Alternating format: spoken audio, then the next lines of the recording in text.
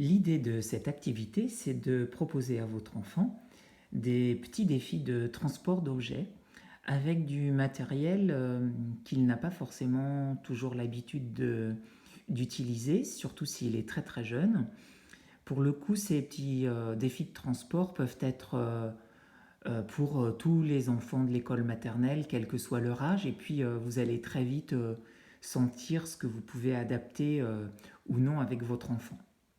Donc, devant la caméra, j'ai rassemblé des exemples de petits objets que nous allons utiliser en insérant aussi une gourde incassable, des petits objets que nous allons essayer de transporter d'un endroit à un autre dans la maison, dans l'appartement ou dehors. Et puis j'ai rassemblé aussi des supports qui vont nous permettre de mettre ces objets dessus ou à l'intérieur, comme des assiettes, comme un verre, comme un plateau, ou comme un tissu, un torchon, une serviette de bain, un foulard, une écharpe. Donc l'idée, c'est, je pense, que vous puissiez jouer avec votre enfant et vous lancer mutuellement des défis de plus en plus difficiles. Et puis même que sur certaines situations, vous puissiez coopérer avec votre enfant et lui faire découvrir la façon de se coordonner avec vous pour réussir le défi lancé.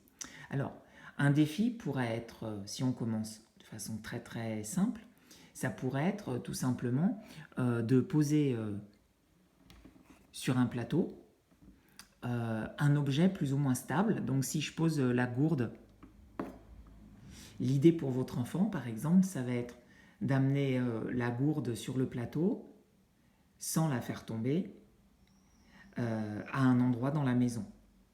Donc ça peut être des endroits de plus en plus éloignés. Et puis on peut progressivement aussi, si vous avez la chance d'avoir quelques marches ou un étage, se dire qu'on va essayer de franchir des marches en gardant en équilibre cette bouteille sur ce plateau. Évidemment, si ce défi est beaucoup trop facile, eh bien si on incline la gourde et qu'elle roule, elle va être beaucoup moins stable et le défi va être plus compliqué. Donc on va pouvoir sur ce plateau mettre des objets de plus en plus instables en allant jusqu'à une balle. Donc les rebords du plateau ici vont contenir quelque peu la balle pour ne pas qu'elle tombe. Mais ensuite on peut se donner le défi d'utiliser le plateau à l'envers, d'essayer de reposer la gourde dessus et de constater que ça devient de plus en plus difficile de garder la gourde en stabilité alors qu'il n'y a plus de rebord. Donc pour remplacer le plateau, vous pouvez utiliser une assiette creuse avec des rebords hauts, mais vous pouvez aussi utiliser une assiette plate qui va moins contenir les objets que l'on mettra à l'intérieur. Mais vous pouvez aussi décider d'utiliser un verre ou un gobelet.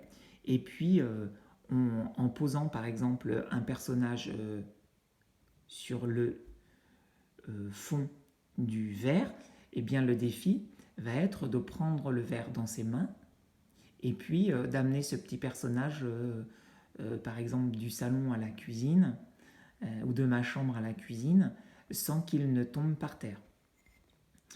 Et puis, si ça marche avec ce petit personnage très stable, eh bien peut-être qu'on va mettre un bouchon qui est beaucoup moins stable sur le verre. Et puis peut-être que pour compliquer, on va mettre une pince à linge en équilibre à l'envers. Bref, vous allez trouver 1000 petits défis sympathiques à faire avec votre enfant. Et puis lui, il va aussi vous en proposer et vous dire tiens, est-ce que papa, maman, est-ce que tu vas réussir à amener cette balle posée sur le verre à tel endroit. Ça, c'est plutôt pour des situations où chacun, vous allez faire un défi individuel, mais j'aimerais vous inviter à passer à des défis plutôt collaboratifs où on va déplacer un objet à deux.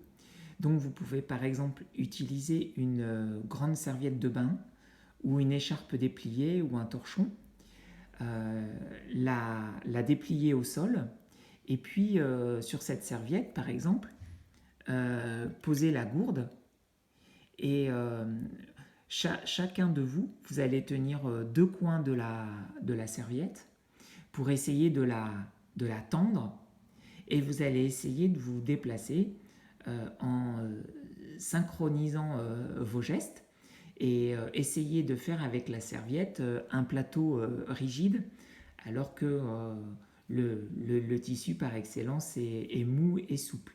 Donc là, votre enfant, il va aussi découvrir la nécessité d'exercer une pression, une tension pour transformer un tissu en une surface plus ou moins rigide.